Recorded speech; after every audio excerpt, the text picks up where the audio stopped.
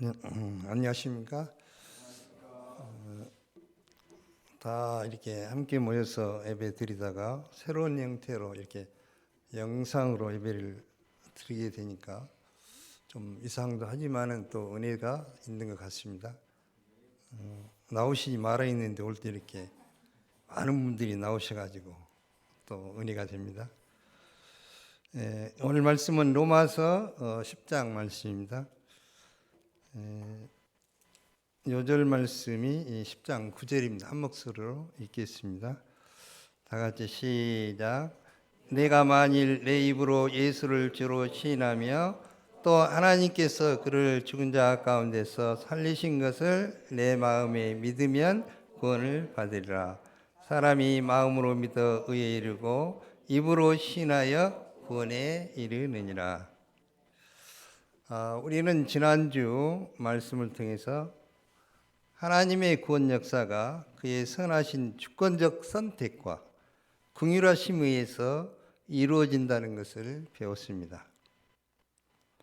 9장에서 본 것처럼 이방인들은 하나님의 의를 믿고 의를 얻었지만은 이스라엘은 의를 얻지 못했습니다. 이스라엘이 하나님의 의를 얻지 못한 이유는 그들의 불순종 때문이었습니다. 사도 바울은 다시 한번 이것을 분명히 지적함과 동시에 구원 역사가 하나님의 말씀을 통해서 이루어진다는 사실을 말하고 있습니다. 이 시간 우리가 말씀을 통한 구원 역사에 대해서 살펴보고 말씀 전파의 중요성에 대해서 배울 수 있기를 기도합니다. 1절과 2절을 보십시오. 사도 바울이 마음으로 간절히 원하고 하나님께 구하는 바는 같은 동족인 이스라엘의 구원이었습니다. 바울이 예수님을 믿고서 복음을 전파하기 시작하자 이스라엘 사람들은 마음을 완악하게 하여서 복음을 배척하고 바울이 가는 곳마다 핍박하고 원수처럼 따라다니면서 대적하며 죽이고자 했습니다. 하지만 바울은 오히려 그들의 구원을 마음으로 간절히 열망했을 뿐만 아니라 하나님의 선하신 주권과 긍휼을 의지하여서 쉬지 않고 그들의 구원을 위해서 간절히 기도했습니다. 본문은 율법으로 말미암는 의와 믿음으로 말미암는 의를 대조하고 있습니다. 그러면 율법으로 말미암는 의와 믿음으로 말미암는 의는 구체적으로 무엇을 말하는 것입니까? 첫째, 율법으로 말미암는 의. 율법으로 말미암는 의는 모세의 기록에 근거하고 있습니다. 5절을 보면 모세가 기록하되 율법으로 말미암는 의를 행하는 사람은 그 의로 살리라 하였거니와. 여기서 기록된 말씀이라는 것은 레위기 18장 5절을 말하고 있는데 너희는 내 규례와 법도를 지키라. 사람이 이를 행하면 그로 말미암아 살리라. 이 말씀입니다. 이 말씀은 가나안 땅에 들어가게 될 이스라엘 백성들에게 애굽의 풍속, 가나안의 풍속과 규례를 따르지 말고 하나님의 법도와 규례를 지켜 행하라고 하신 명령입니다. 가나안 땅에서 주님의 율법을 잘 지켜 행하면 그들이 생명을 얻게 된다는 것입니다. 즉 율법을 지키는 자는 살게 되지만 율법을 어기고 범죄하는 영혼은 죽게 된다는 것입니다. 이를 볼 때 이스라엘에게 있어서 율법을 지키는가 안 지키는가 하는 문제는 삶과 죽음의 문제요 생명과 심판을 판가름하는 아주 중대한 문제였던 것을 우리가 알 수가 있습니다. 그런데 이스라엘의 율법 준수에 있어서 문제가 된 것이 무엇이었습니까? 2절을 보십시오. 내가 증언하노니 그들이 하나님께 열심히 있으나 올바른 지식을 따른 것이 아니니라. 이스라엘 민족은 하나님께 대한 아주 특별한 열심이 있었습니다. 그들은 율법을 열심히 지키고자 했었습니다. 이스라엘은 글을 배우면 모세오경을 암송하기 시작하고 안식일에 하지 말아야 할 39가지 항목을 정하고 그것을 일일이 실제 생활에 적용을 했습니다. 안식일에 대한 율법만 해도 그 규례를 적은 책이 2트럭분이나 될 정도였다고 합니다. 지금도 이스라엘 가보면은 유대인 아파트에는 안식일에 엘리베이터가 모든 층에서 자동으로 멈추도록 해놨습니다. 엘리베이터 버튼 누르는 일을 하지 않기 위해서입니다. 또한 그들은 하루에 3번 기도하고 일주일에 2번씩 금식하고 소득의 11조를 정확하게 계산해서 바쳤습니다. 유월절, 맥주절, 초막절 등 이스라엘의 3대 명절에는 모든 성인들이 예루살렘 성전에 올라가야 했습니다. 하나님께 열심히 있다는 것은 얼마나 귀하고 아름다운 일입니까? 우리 지감 목자님 같이 열심히 있잖아요. 감사합니다. 지감 목자님 열심히 이렇게 잘생기시니까. 하나님께 쓰임 받으려면 하나님께 대한 열정이 있어야 합니다. 그런데 이스라엘은 하나님께 열심히 있었지만 왜 구원을 받을 수 없었습니까? 안타깝게도 그들이 구원을 받지 못한 이유는 그 열심히 올바른 지식을 따르는 것이 아니었기 때문이었습니다. 그들은 하나님의 계시로 말미암은 참된 성경 지식이 아니라 조상들이 만들어낸 유전적 지식을 따랐습니다. 한마디로 그들의 열심은 무지한 열심이었습니다. 그들은 이렇게 철저하게 율법을 지키는 것을 자신들의 의로 생각했습니다. 이는 율법의 의로움을 통해서 구원을 받을 수 있다고 생각했기 때문입니다. 한마디로 그들의 열심은 하나님께서 인정하시는 열심이 아니라 자기 스스로 옳다고 주장하는 의미 없는 열심이었습니다. 사도 바울도 과거 이런 사람이었습니다. 하지만 그 열정은 하나님의 의를 모르고 자기의 의를 세우려는 무지에서 나온 것이었습니다. 결과적으로 자기 의를 세우려고 힘써 하나님의 의를 복종하지 않았습니다. 성경을 보면 하나님이 기뻐하시는 것이 무엇입니까? 바로 믿음이라는 것을 알 수가 있습니다. 하지만 무조건적으로 열심히 일하는 사람보다는 하나님의 말씀을 잘 듣고 믿음으로 하나님의 뜻에 순종하는 것을 하나님은 기뻐하신다는 것을 알 수가 있습니다. 결국 이스라엘의 열심히 있는 신앙생활은 그 방향이 잘못됐던 것입니다. 하나님께 대한 열심히 하는 것은 좋은 것이지만 바른 지식에 근거하지 아니한 자기 나름대로 열심은 문제가 있는 것입니다. 그래서 성 어거스틴은 정도를 벗어나서 온 힘을 다해 달려가는 것보다도 정도에 절뚝거리며 가는 것이 낫다고 이런 유명한 말을 하였습니다. 둘째, 믿음으로 말미암는 의입니다. 4절을 한번 읽겠습니다. 다 같이 4절 시작. 그리스도는 모든 믿는 자에게 의를 이루게 하여 율법의 마침이 되느니라. 믿음으로 말미암는 의는 이 말씀을 기초해 볼 때 그리스도를 믿는 자에게 주시는 하나님의 의라는 것을 우리가 알 수가 있습니다. 이것은 이미 지금까지 우리가 잘 배워왔습니다. 예수님께서 율법의 마침이 되셨다는 것은 율법의 요구를 다 치르셨다는 것입니다. 예수님은 십자가상에서 다 이루었다고 선언하셨습니다. 이는 율법의 요구를 다 이루시기 위해서 십자가에서 우리가 받아야 할 심판의 형벌을 대신하여 다 받으셨다는 뜻입니다. 우리 인간이 아무리 애쓰고 다름박질해도 행위로는 결코 율법의 요구를 충족시킬 수 없습니다. 그러나 예수님 안에서 예수님의 십자가의 공로를 힘입고 예수님의 의의 옷을 덧입을 때 비로소 의롭다함을 받을 수 있다는 것입니다. 그러므로 믿음으로 말미암는 의인은 하늘에까지 올라가서 그리스도를 모셔내리려고 할 필요가 없습니다. 또한 믿음으로 말미암는 의를 얻기 위해서 무저갱까지 내려가서 그리스도를 모셔 올리려고 할 필요가 없습니다. 여기서 하늘에 올라간다는 것은 선행을 쌓음으로 의를 얻고자 하는 행동을 의미하고 있으며, 무저갱에 내려간다는 것은 스스로 속지 않은 마음으로 거행을 쌓아서 의를 얻고자 하는 것을 의미하고 있습니다. 그러면 사람이 어떻게 믿음의 의를 얻고 구원에 이를 수 있는 것입니까? 요절 말씀입니다. 9절 10절 한 목소리 읽겠습니다. 요절 말씀 9절 10절 시작. 내가 만일 내 입으로 예수를 주로 신하며 하나님께서 그를 죽은 자 가운데서 살리신 것을 마음에 믿으며 구원을 얻으리라. 사람이 마음으로 믿어 의에 이르고 입으로 신하여 구원에 이르느니라. 이 말씀에는 구원에 이를 수 있는 길이 단순하고도 분명하게 제시되어 있습니다. 구원을 얻기 위해서는 먼저 입으로 예수님을 주로 시인해야 됩니다. Jesus is Lord. 예수님은 주님이십니다. 예수님을 주로 시인한다는 것은 예수님을 나의 주인이요, 나의 왕, 나의 하나님, 나의 구원자로 고백하는 것을 의미합니다.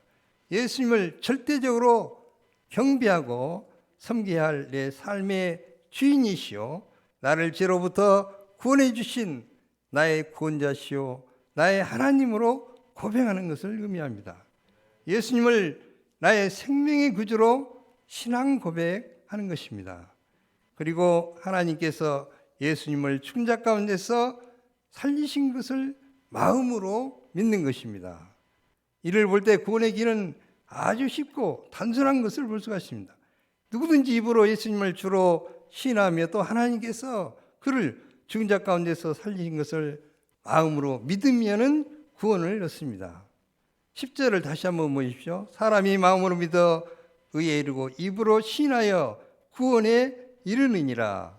여기서는 특별히 입으로 시인하는 신앙 고백의 중요성을 강조하고 있습니다. 우리는 가끔 마음으로만 믿으면 되지 굳이 입으로 시인해야 하는가 이렇게 생각할 수도 있습니다. 하지만 성경은 분명히 입으로 시인하는 것을 구원의 조건으로 말씀하고 있습니다. 입으로 시인한다는 것은 영어로 보면은 confess인데 자기의 신앙을 공개적으로 고백하는 것을 의미하고 있습니다. 예수님께서도 제 아들에게 일정한 시간이 지난 후에 분명하게 신앙 고백을 시키셨습니다. 너희는 나를 누구를 하느냐? 이때 베드로가 힘있게 대답하였습니다. 저는 그리스도시요 살아계신 하나님의 아들이시니다. 예수님께서는 바로 이 베드로의 신앙 고백을 기뻐하시고 축복하셔서 이 신앙 고백 위에 교회를 세우시고 천국의 열쇠를 주시겠다고 약속하셨습니다. 그러므로 예수님을 입으로 시인하고 그리스도로 고백하는 것은 천국의 문을 열고 영원한 구원의 세계로 들어가는 입장권을 얻는 것만큼이나 중요한 것입니다. 1999년 4월 20일 미국 콜로라도 덴버에 있는 한 고등학교에서 총기 사고가 있었습니다. 미국은 틈만 나면 총기 사고가 있잖아요. 보면. 그날은 히틀러 생일날이었는데 사단을 숭배하는 남학생 둘이 총기를 난사해서 13명의 학생들을 죽게 하였습니다. 범인 2명이 창문을 부수고 교실에 난입하여 들어와서 총을 쏘기 시작하였습니다. 모든 학생이 책상 밑에 몸을 숨겼습니다. 그때 범인들이 책상 밑에 숨어있는 학생들을 향해서 하나님을 믿는 사람은 일어나라고 말했습니다. 그 말을 듣고 17세 되는 캐시 버넬이라는 여학생이 일어났습니다. 범인들은 그녀에게 다가가서 목에다 총을 들이대고 다시 한번 하나님을 믿느냐고 물었습니다. 이때 캐시는 똑바로 쳐다보며 Yes, I believe in God. 그래, 난 하나님을 믿어. 그리고 한마디 덧붙였습니다. 너희들도 하나님을 믿어야만 해.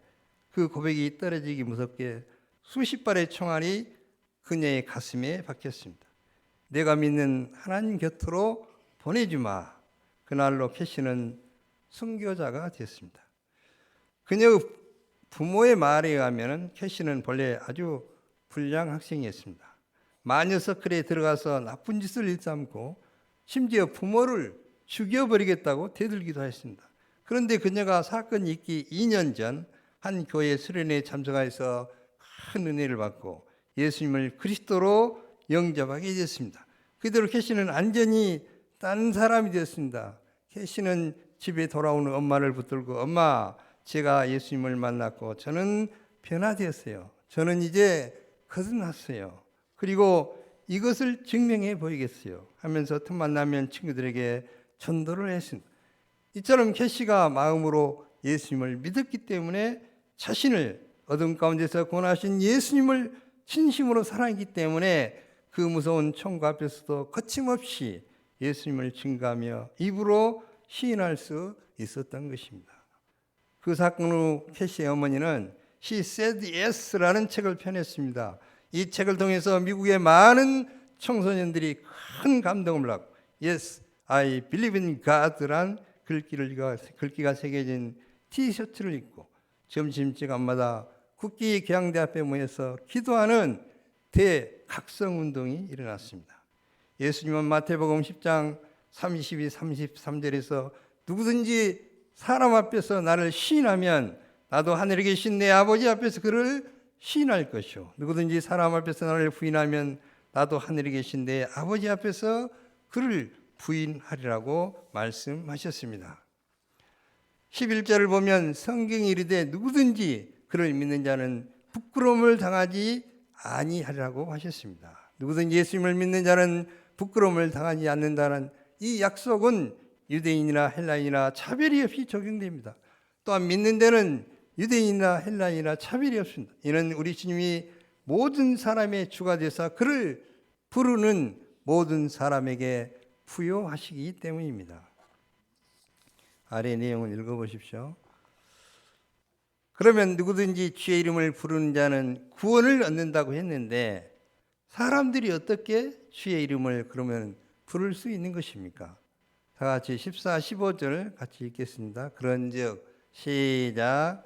그런즉 그들이 믿지 아니하는 이를 어찌 부르리요? 듣지도 못한 이를 어찌 믿으리요? 전파하는 자가 없이 어찌 들으리요? 보내심을 받지 아니하였으면 어찌 전파하리요? 기록된 바 아름답도다 좋은 소식을 전한 자들여 발휘함과 같으니라. 여기서 우리는 말씀 전파의 필요성과 중요성을 배울 수가 있습니다. 한 사람이 예수님을 부르려면 먼저 믿어야 합니다. 믿으려면 복음을 들어야 합니다. 복음을 들으려면 복음을 전파해야 합니다. 복음을 전파하려면 전파자를 보내야 합니다. 우리는 모든 구원의 역사는 복음 전파로부터 시작된다는 것을 알 수가 있습니다. 그러므로 일찍이 이사야 선지자는 이렇게 노래하였습니다. 좋은 소식을 전하며 평안을 공포하며 복된 좋은 소식을 가져오며 구원을 공포하며 시온을 향하여 이르기를 내 하나님이 통치하신다 하는 자의 산을 넘는 발이 어찌 그리 아름다운가. 어떤 발이 아름답습니까? 각질을 벗겨내고 스킨 로션을 바르고 매니큐어로 예쁘게 단장한 발이 아름답습니까? 미소 목자님 그러시죠? 아닙니다. 생명의 복음을 전하는 발이야말로 아름답습니다. 그럼 왜 아름답도다 좋은 소식을 전하는 자들이 입이여 이렇게 말하지 않고 아름답도다 좋은 소식을 전하는 발이라고 했을까요? 우리는 발이 아름답다는 말을 별로 하지 않습니다. 그런데 아름답도다 좋은 소식을 전하는 발이라고 하였습니다.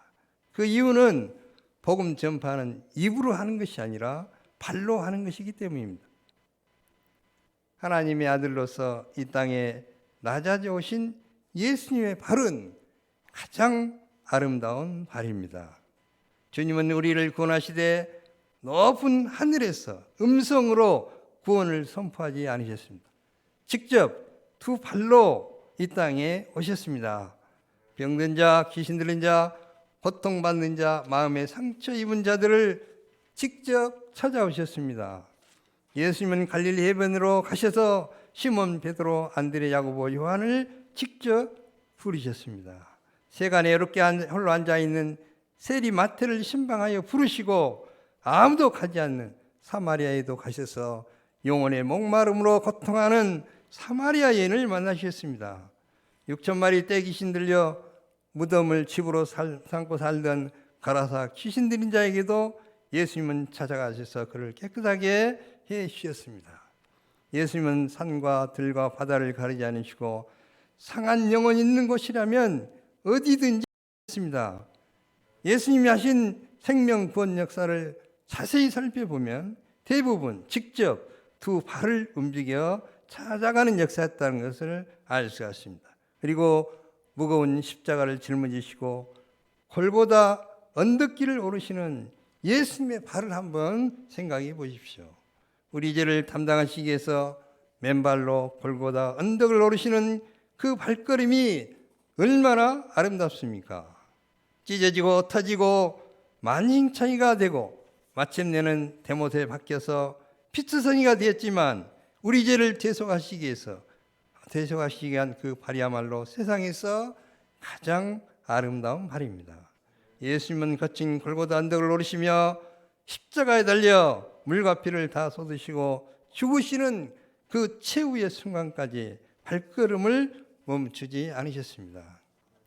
하나님께서는 구체적으로 말씀을 전파하는 자들의 발을 통해서 구원의 역사를 이루십니다. 우리는 누가 구원을 받을지 아무도 알 수가 없습니다. 이는 하나님만이 아십니다. 그러므로 우리는 무조건 찾아가서 말씀을 전해야 하는 것입니다. 우리는 때로 양들이 스스로 자기 발로 찾아와서 말씀 공부하기를 바랍니다. 그러나 어둠 가운데 있는 자들이 결코 스스로 빛으로 나올 수 없습니다. 빛을 가지고 어둠에 있는 자들에게 찾아가야 하는 이유가 여기 있는 것입니다. 우리 UBF가 성산국 세계선교에 분명한 목표를 갖고 꾸준히 본국과 세계 캠퍼스 개척에 힘쓸 때 95개국의 1,800여 명의 선교사가 좋은 소식, 복음을 들고 나아갔습니다. 하나님께서는 지금도 이들의 아름다운 결단과 삶을 받으시고 만민 구원 역사를 힘차게 이루고 계십니다. 사람들은 여전히 죄 짓는데 발을 빨리 움직입니다. 그러나 하나님 보시기에 캠퍼스를 오르내리며 전도하는 우리 청년들, 목자님들의 발이 아름답습니다. 우리 사모님들의 발이 아름답습니다. 간호대 점심 모임을 이루기 위해서 힘써 간호대를 오르내리는 이다니엘라 문조세핀 목자님들의 발이 아름답습니다. 저는 그렇게 믿습니다. 아름다운 발이 있기에 우리가 구원받았으며 우리의 발 또한 그렇게 아름다운 발이 되기를 원합니다. 우리를 UBF로 초청하신 1:1 목자님도 두 발로 나를 피싱을 하러 오셨고 그 후에는 끊임없이 신방을 오셨습니다. 강의실로 실험실로 때로는 군대가 있는 곳으로 신방을 오셨습니다. 그렇게 해서 우리가 복음을 영접하고 구원을 받게 된 것입니다. 그렇다면 이제 우리도 두 발을 움직여 가야지 않겠습니까? 캠퍼스나 선교지로 우리가 나아갈 수 있기를 기도합니다. 봄학기 우리 가운데 아름다운 발들을 통해서 2020년 새로운 양들, 많은 양들을 얻을 수 있기를 기도합니다. 저는 파라과이 이마리아 선교사님 이야기를 들을 때마다 너무나 큰 은혜를 받고 있습니다. 파라과이가 어디가 있죠? 우리 지연행진이 파라과이가 어디가 있어요? 남미가 있다고. 남미 어디가 있죠? 그럼 이제 어렵죠. 그럼 이제 말하면 남미 이제 우리가 많이 들었던 이제 브라질과 아르헨티나 그 사이에 있거든요. 바로 옆에가 이제 볼리비아가 있고 이렇게 있는 그곳에 있는 것입니다. 우리 이마리아 선교사님은 파라과이 선교사님입니다. 이마리아 선교사님의 동역자인 이요한 선교사님은 파라과이 땅에서 선교하다가 개한이 쏜 총에 맞아서 돌아가셨습니다. 그런데 이마리아 선교사님은 가부의 몸으로 그 파라과이 땅에 가서 선교 역사를 섬기고 계십니다. 여러분 같으면 남편을 총으로 쏘아 죽인 나라에 선교사로 다시 나갈 수 있겠습니까? 보통 사람 같으면 쳐다보고 싶지도 않을 것입니다. 그런데 자식들을 본국에 두고 남은 여생을 파라과이 양들을 섬기기 위해서 기꺼이 나가서 돕고 계십니다. 주님이 보실 때 그 발걸음이 얼마나 아름답겠습니까? 우리는 때로 전도를 하다 보면 너무나 힘들고 어렵기 때문에 전도하는 것에 대해서 회의적인 생각이 들 때가 있습니다. 왜 하나님께서는 꼭 이런 방식으로 복음이 전파되도록 하시는가? 더구나 지금은 최첨단 정보화 시대요 디지털 시대인데 전도의 방법은 너무나 원시적인 것 같아서 답답하게 느껴질 때도 있습니다. 그러나 고린도전서 1장 21절에 보면 이 세상이 자기 지혜로 하나님을 알지 못하므로 하나님께서 전도에 미련한 것으로 믿는 자들을 구원하시기를 기뻐하셨다, 이렇게 기록하고 있습니다. 예수님의 십자가를 통한 구원의 역사 자체가 세상 사람들에게는 어리석고 미련하게 보입니다. 하지만 하나님께서는 하나님의 미련한 것이 사람보다 지혜롭고 하나님의 약한 것이 사람보다 강하다는 것을 보여주시기 위해서 전도의 미련한 방법을 통해서 지금도 구원의 역사를 이루고 가고 계십니다. 시간 보니까 39분이네요. 그 뒤를 빼려고 했는데 시간이 남으니까 또 해야 되겠어요. 한국 최초의 장로교 선교사로 오신 언더우드 선교사가 있습니다. 이 언더우드 선교사님은 8개국 국어를 구사하며 뉴욕 대학을 졸업한 수재였습니다. 그런 수재가 16세기 후반 지도에도 잘 나타나 있지 않은 조선이라는 나라에 선교사로 간다고 하자 옆에 있는 친구들과 부모가 모두가 다 반대하였습니다. 당시 조선은 예수의 출신 카톨릭 신부들이 수없이 순교를 당했고 조선인들은 너무나 미개하고 야만적이기 때문에 조선 선교는 시기상조라고 말했습니다. 그러나 그는 누군가는 그 미개한 조선 백성들에게 구원의 복음을 전해야 되지 않는가라는 단순한 생각으로 1885년 4월 5일 조선 땅에 선교사로 왔습니다. 그리고 30년 동안 온 마음과 정성을 다해서 글씨도 잘 모르고 천국이 무엇인지도 잘 모르는 조선 백성들에게 열심히 복음을 전하였습니다. 그는 전도여행을 하다 풍랑을 만나 물에 빠져 죽을 뻔하기도 하고 동상에게 걸려서 발을 자를 뻔하기도 하고 폭도들을 만나서 맞아 죽을 뻔하기도 하는 등 숱한 고난을 겪었습니다. 그러나 이처럼 헌신적으로 복음을 전한 언더우드 선교사를 비롯한 많은 선교사님들의 수고와 희생으로 말미암아 우리나라는 기독교 선교 100년 만에 전 세계가 깜짝 놀랄 만한 영적인 강국으로 발전하게 되었습니다. 16절부터 21절은 불순종하는 이스라엘에 대한 말씀입니다.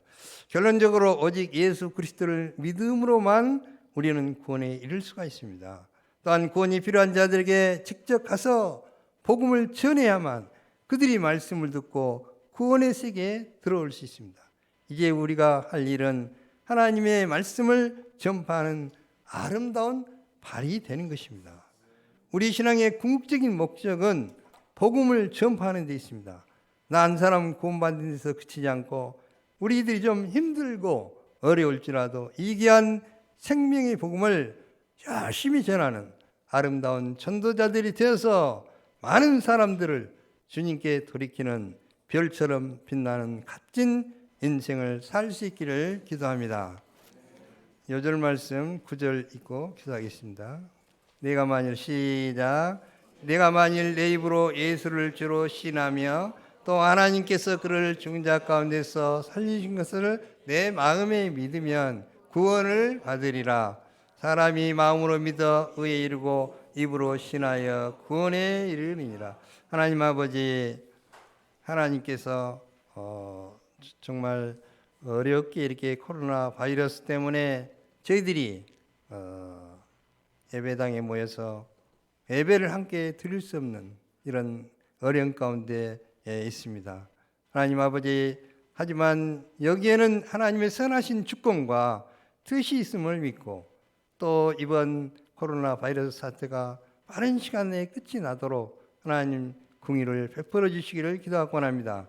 하나님께서 오늘 또 귀한 말씀을 주시니 감사합니다. 저희들이 구원받은 예수님을 믿고 구원받은 이 구원의 은혜를 기초로 해서 저희들도 열심히 말씀을 전파하는 데 귀하게 쓰임받게 도와주시고 또 금년에 하나님께서 캠퍼스 가운데 많은 새로운 양들을 보내주셔서 제자 양성을 이룰 수 있도록 긍휼을 베풀어 주시옵소서. 귀한 말씀 감사하며 예수님 이름으로 기도합니다. 아멘.